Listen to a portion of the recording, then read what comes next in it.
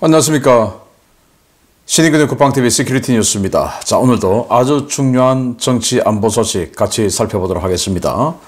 한덕수 대통령 권한 대행이 미국과의 관세 협상 이것을 공직의 마지막 소명으로 알겠다.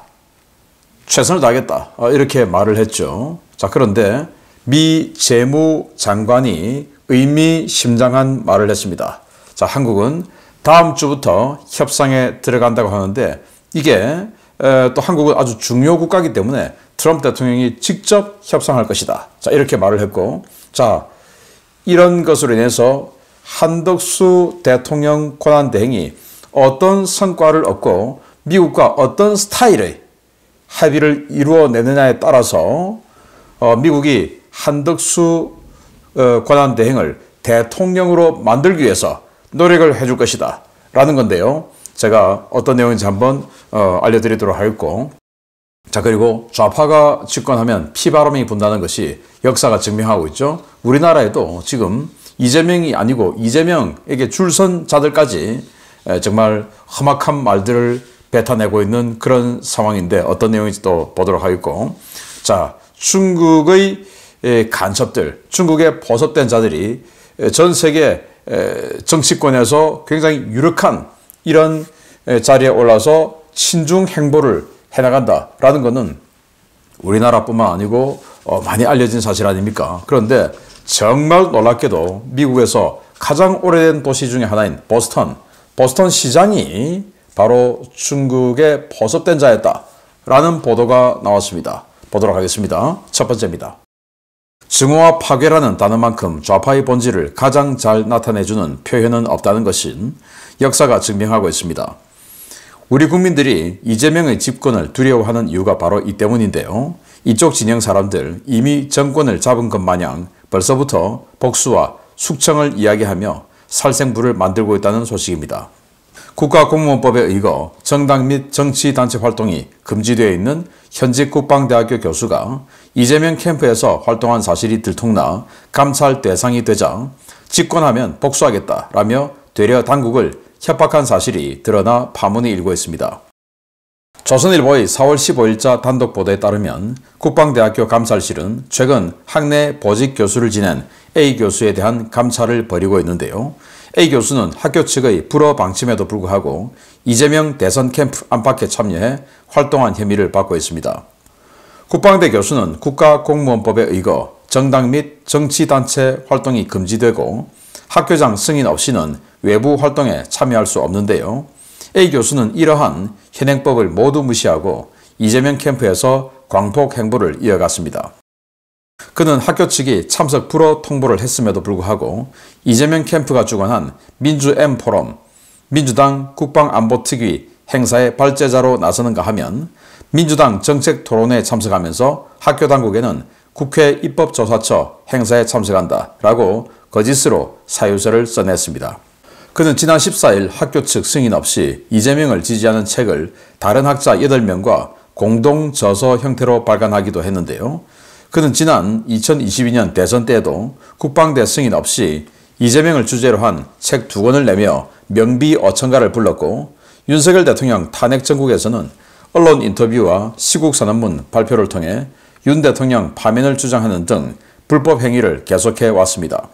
국방대가 이러한 사실을 보다 못해 내부 감찰에 나서자 A 교수는 감찰 담당 직원들에게 그쪽 편에 서면 불리하다, 무사하지 않을 것이다 라고 위협했고, 감찰 사실을 공지한 직원들에게는 폭언과 고성을 지른 것으로 전해졌습니다.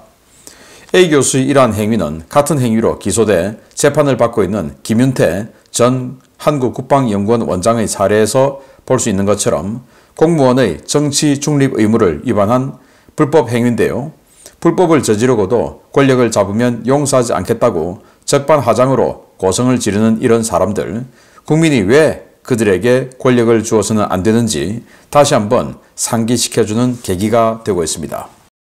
네, 국방대학교. 국방대학교의 A 교수라고 조선일보는 보도를 했는데, 제가 조선일보가 이름을 보도하지 않았기 때문에 저도 이름을 말하지는 않겠습니다만은 역사 전공의 그런 그 교수예요.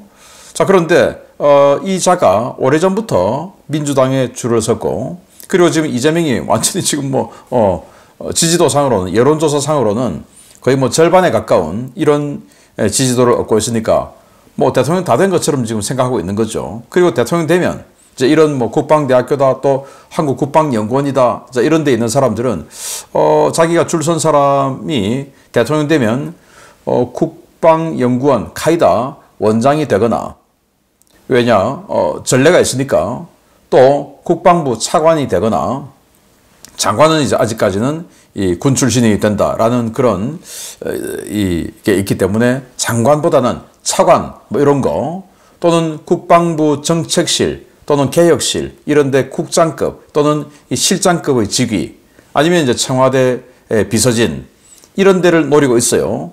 주로 그래요. 그런데 문제는 국방대학교는 이 군부대입니다. 군부대에 근무하는 군무원이에요. 그런데 현직 공무원이 정치활동하면 안 되죠. 그건 우리 법입니다.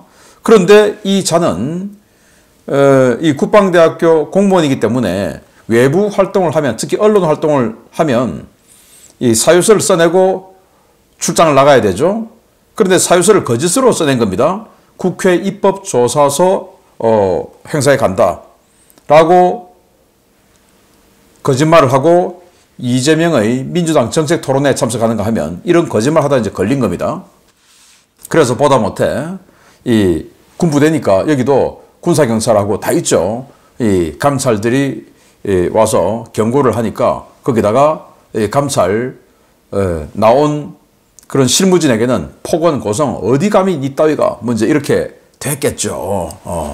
그래서 우리가 집권하면 니들 가만 안 둬, 이렇게 됐다라는 겁니다.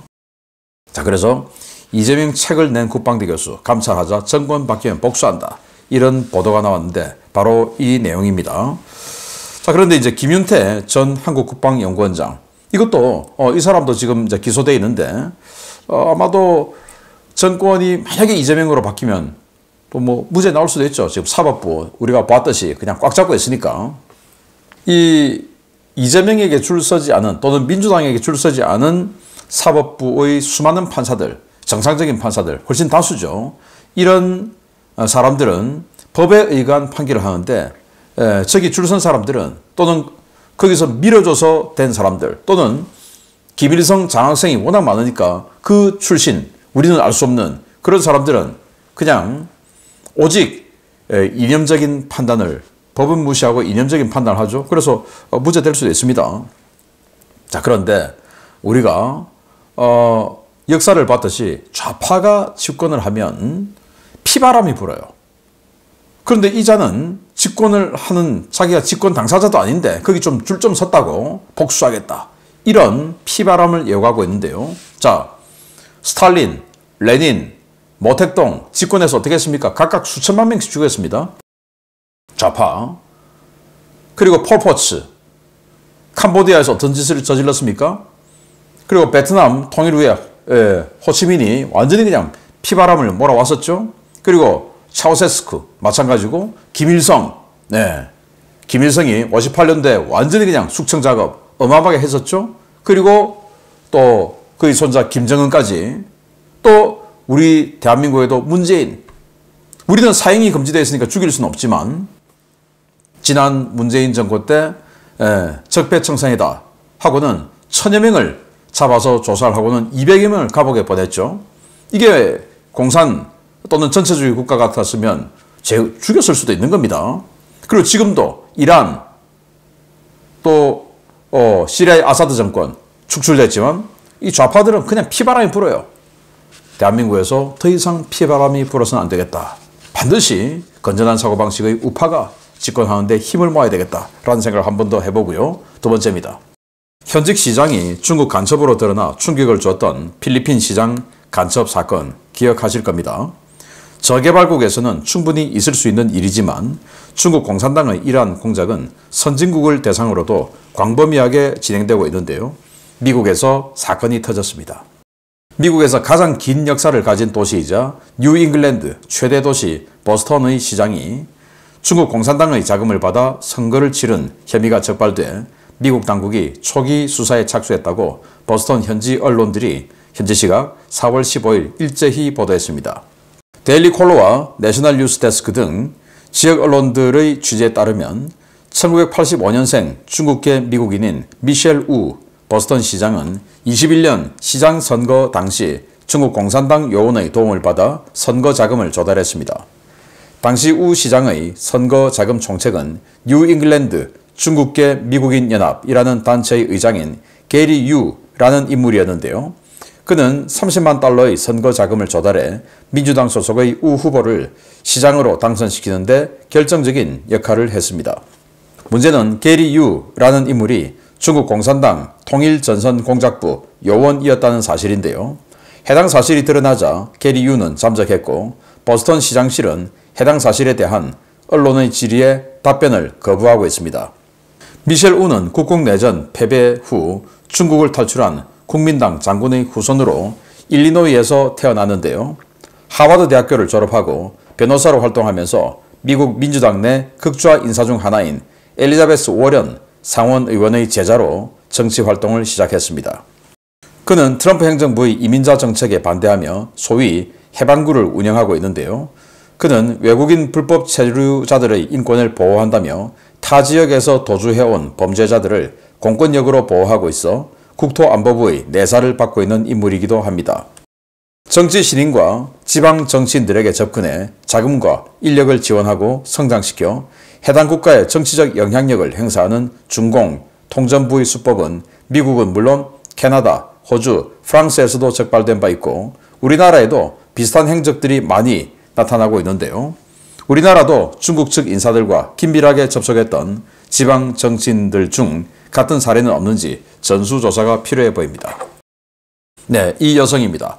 자기 할아버지가 중국 국민당 장군이었다고 해요. 그래서 국민당이 무너지고 대만으로 쫓겨나갈 때 중국에 남아있으면 이제 모택동에게 처형당할 것이 뻔하니까 미국으로 도망을 갔죠. 망명을 했고 그리고 이제 근데 아니 국민당 출신인데 중공과 협력하냐? 아니 지금 국민당 지금 대만의 국민당은 완전히 친중공파 아닙니까? 그렇듯이 뭐 수십 년이 100년 가까이 또 이렇게 지나다 보면 완전히 그냥 바뀌는 거죠. 자, 이 여성입니다. 하버드대 졸업 변호사 출신이고 엘리자베스 워런 완전히 극좌 민주당 상원 의원의 보좌진으로 활동하면서 거기에서 성장을 했고 보스턴 시의원을 거쳐서 시장이 되었어요. 그런데 이 여성이 중국 돈을 받아서 CCP의 돈을 받아서 그거 가지고 선거운동을 했다라는 보도가 나왔는데 미 주류 언론들은 여기에 대해서 입을 딱 다물고 있어요. 그래서 지방 언론들, CBS 오스틴 이런 지방 언론들만 지금 보도를 하고 있는 중입니다. 미 주류 언론들은 우리나라와 마찬가지로 중국 돈을 거하게 받고 있을 수도 있지요. 우리나라도 그런 의혹들이 있지 않습니까? 뭐 중국 돈 받았다는 게 아니고 뭐 그런 말들을 많이들 하지 않습니까? 의혹이 있다 아니면 어떻게 조중동이 저럴 수가 있을까? 라는 말들을 많이 하죠. 자, 그 우 시장에게 자금을 지원했던 유거량, 게리 유입니다. 중국인이에요. 지금 도망가고 없어요. 사라졌어요. 이 사람은 미국에서 활동하면서 헤드헌터, 그러니까 누구를 포섭할까 하는 이 대상을 물색해서 그에게 지원을 해서 성장시킵니다. 뭐 이런 것들 호주에서도 받고 캐나다에서도 받고 또 우리나라에도 있지요. 동방명주의 왕하이진. 저는 이 사람도 어쩌면 게리 유 같은 저런 인물을 띠고 대한민국에서 활동하고 있는 이 헤드헌터가 아닐까라는 생각도 이 기사를 보면서 듭니다. 자, 그리고 또 저와 송사를 했던 그냥 저를 고발했죠. 이 저위보. 제가 저위보가 아니 이렇게 어린 나이에 어떻게 한국의 인민일보 인터넷판의 한국 지휘 사장이 되고 또 이렇게 정치인들이 마구마구 만나주면서 광폭 행보를 할 수 있을까? 이거 어쩌면 중국 통전부의 지시를 받고 활동하는 그런 간첩행위일 수도 있지 않나 라는 의혹을 제기했고 그거 가지고 이제 뭐 업무방해다, 뭐 이런 이 형사고발, 그리고 손해배상 청구, 민사고발 다 해가지고 저하고 오랫동안 소송을 했었는데 제가 다 이겼어요. 100%. 100% 이겼어요. 그래서 이 조 위버, 이런 사람도 우리나라에서 이런 헤드헌터 역할을 했을 수도 있지 않을까라는 생각을 이 기사를 보면서 그럴 수도 있겠구나라고 생각하는데, 그럴 수 있는 게 자, 중국의 국가안전법입니다. 제6장 국민, 조직의 의무와 권리. 국민과 조직은 이러이러한 의무가 있고 권리는 뭐 빼두고 의무가 있다. 무슨 의무냐? 국가 안전 업무에 편리한 조건과 기타 협조를 제공할 의무가 있어요. 국민은. 그리고 조직은 국가안전기관과 공안기관, 관련된 군사기관에 필요한 지원과 협조를 제공할 의무가 국민과 조직에는 있어요. 그래서 국가안전부에서 통전부에서 야, 이 정보네 또 이렇게 활동해 라고 하면 해야 되는 의무가 중국인들과 중국의 조직에게는 있는 겁니다. 제78조 기관과 인민단체, 기업, 사업조직, 기타 사회조직은 해당 기관의 임원들에게 국가안전수호 교육을 해야 한다. 또한 해당 기관의 임원을 동원하고 조직하여 국가안전에 위험을 끼치는 행위를 방비하고 제지한다. 제80조 국민과 조직이 국가안전 업무를 지지하고 협조하는 행위는 법률의 보호를 받는다. 요구하면 해야 되는 겁니다. 그래서 애초에 그 임무를 가지고 한국에 파견된 자들이 있을 수 있고, 저 게리 유처럼, 어쩌면 이 왕하이준이나 조 위버처럼, 뭐 어쩌면입니다. 여기는 아직 혐의는 밝혀지지 않았으니까 의혹이죠. 그리고 또 여기서 활동하다가 포섭이 되거나 아니면 의무가 있으니까 지령을 받아서 중국의 간첩이 또는 공작원이 헤드헌터가 될 수밖에 없다라는 게 중국 법이에요. 그래서 고든창 변호사는 이렇게 이야기합니다. 표적이 되지 않은 화교는 없다. 이제 사법당국이 본격적인 조사를 해야 할 때다. 이렇게 이야기했습니다. 자, 우리나라도 박근혜 대통령 탄핵에 갑자기 선봉에 서서 확 라이징했던 이재명, 뭐 성남시였으니까 성남시가 좀 덩치가 큰 지방자치단체지만 그래도 기초단체 아닙니까? 기초단체 시장이 그렇게 라이징했다. 갑자기 이거 보스턴하고 조금 뭔가 비슷하지 않나. 그러니까 이재명이 중국에 가서 쉐쉐 하는 게 이런 뭔가가 있을 수 있지 않나라는 생각이 이 기사를 보면서 드는데, 조금 찝찝하다라는 생각이 드네요. 자, 미국이 한덕수 대통령 권한대행에게 정말 대통령이 될 수 있는 기회를 주는 거 아닌가라는 생각이 드는데, 먼저 보겠습니다. 오늘 오전 국민의힘 권성동 원내대표를 통해 한덕수 대통령 권한대행의 국민의힘 경선 참여는 없을 것이라는 발표가 나왔습니다. 한 대행은 대선 출마 여부와 관계없이 당장 급한 미국과의 협상 문제 먼저 해결하려는 것으로 보이는데요. 이와 관련해 미국 측에서 중요한 메시지가 나왔습니다. 미국과 한국은 다음 주 무역 협상을 시작할 것이며 미국과 먼저 협상을 타결하는 나라가 유리한 합의를 이룰 것이라고 스콧 베센트 미 재무장관이 현지 시각 4월 14일 밝혔습니다. 베센트 장관은 이날 블룸버그와의 인터뷰에서 지난주에는 베트남, 16일에는 일본, 다음 주에는 한국과 협상이 있다 라며 분명 먼저 움직이는 사람의 어드밴테이지가 있을 것이다. 미국과 먼저 협상을 타결하는 나라가 유리한 합의를 이룰 것이라고 강조했습니다. 그는 최근 트럼프 대통령의 발언을 언급하며 주요 교역국들과의 협상에는 대통령이 직접 참여할 것이고 협상은 매우 빠르게 진행될 것이라며 협상에서 선도적 역할을 하면 보통 가장 유리한 조건을 얻기 마련이다. 그건 그들의 선택이라고 밝혔습니다. 그는 또 상호 관세 90일 유예기간이 끝나기 전 협정이 체결되는 나라가 있을 것 같냐라는 질문에는 여러 나라가 될 수 있다. 정식 협정문까지는 아니더라도 기본적인 합의는 이루어질 수 있을 것이라고 밝혔습니다. 베센트 장관의 이 발언은 트럼프 대통령의 관세 발표가 처음부터 각국과의 패키지 딜을 노리고 이루어졌다는 것을 시사하는 것인데요. 이에 따라 우리나라가 미국에 어떤 제안을 내놓느냐에 따라서 협상 결과가 완전히 달라질 것으로 보입니다. 현재 우리나라와 미국은 관세 문제뿐만 아니라 주한미군 역할과 방위분담금, 공급망 재편, 조선 및 원자력 분야 협력 등 많은 현안이 쌓여 있는데요.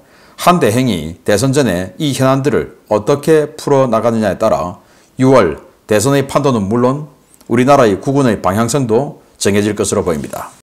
네, 한 대행이 이번 미국과 협상이 나의 공직으로서의 마지막 소명이다. 그렇게 생각하고 임하겠다라고 했습니다. 자, 그 정도로 사실은 굉장히 큰 문제죠. 그런데 이렇게 미 재무장관이 지금 아르헨티나 갔어요. 아르헨티나에서 역시 관세 협상을 하러 갔는데 거기에서 이 발언을 한 겁니다. 한국, 일본은 이제 16일부터 시작하고 한국은 다음 주부터 하는데 중요 국가이기 때문에 대통령이 직접 챙긴다. 직접 협상한다. 라는 겁니다. 자, 그리고 먼저 합의를 이루어주면 어드밴티지 주겠다. 라는 건데, 자, 저는 여기에서 이 패키지 딜, 원스톱 쇼핑이라고 트럼프 대통령이 이야기했지 않습니까? 그러니까 한 번에 모든 것을 다 묶어서 이제 관세와 트레이드 한다. 이 말이 되겠는데, 주한미군 방위 분담금, 그리고 공급망, 중국하고 어떻게 더 계속 거래를 할 거냐 말 거냐. 자, 이런 공급망 재편, 그리고 미국의 발등에 불이 떨어져 있는 조선 군함 건함 협력, 그리고 우리나라도 뭔가 좀 했으면 좋겠을 핵 잠수함 건조, 뭐 이런 것들 완전히 그냥 패키지로 하면 좋겠죠. 그 우리의 입장은 일단 첫째, 관세를 아주 싸게 냈으면 좋겠고, 둘째, 방위 분담금을 싸게 냈으면 좋겠고, 자, 이런 거죠. 그리고 조선업 분야에서 건함 협력에서 우리나라가 미국으로부터 정말 압도적인 이 조선 물량을 받았으면 좋겠죠. 다 이렇게 하는 것이 이제 우리의 이익이에요. 그리고 핵잠수함 건조 능력도 우리가 좀 이렇게 배려를 받았으면 좋겠죠. 자, 이런 이익을 미국이 바보가 아닌 다음에 그냥 주겠습니까? 미국이 또 트럼프 대통령이 가장 원하는 건 뭐냐? 바로 중국을 어떻게 무너뜨릴 것이냐 하는 거예요. 그러면 중국을 에워싸고 있는 나라 중에서 중국과 가장 가까운 지정학적 위치를 가지고 있는 나라가 어디냐? 바로 대만과 대한민국입니다. 그리고 베트남이죠. 그런데 베트남과 대만은 중국의 수도와 멉니다. 물론 중국의 해군이 태평양으로 진출하는 것을 막는 그런 이 교도보 차원도 있지만 일단 중국의 수도와는 멀어요. 그런데 우리 대한민국은 중국의 해군을 특히 북해함대 하나를 통째로 차단할 수 있는 그런 지정학적 위치이면서 중국의 수도인 베이징과 가장 가깝죠. 이 나라가 미국의 대중국 포위 전략에 가세해 주는 것만으로도 미국은 어마어마한 국제정치적, 전략적 이익을 얻을 수 있어요. 이거와 결국은 교환을 할 수밖에 없습니다. 이걸 내주고 필리핀처럼 또 일본처럼 대만을 중국이 침공하면 우리가 같이 도와준다, 가세한다 라는 이런 확실한 상호 방위 조약에 의거해서 우리가 북한의 공격을 받으면 미군이 확실하게 도와준다. 또 미군이 중국군과 대만에서 싸우면 우리는 또 미군을 도와준다. 이런 상위 방위 조약을 확실하게 우리가 인정을 해준다면 미국은 우리에게 압도적인 이익을 주겠죠. 아까 제가 말한 그런 이익들을 당연히 양보를 하겠죠.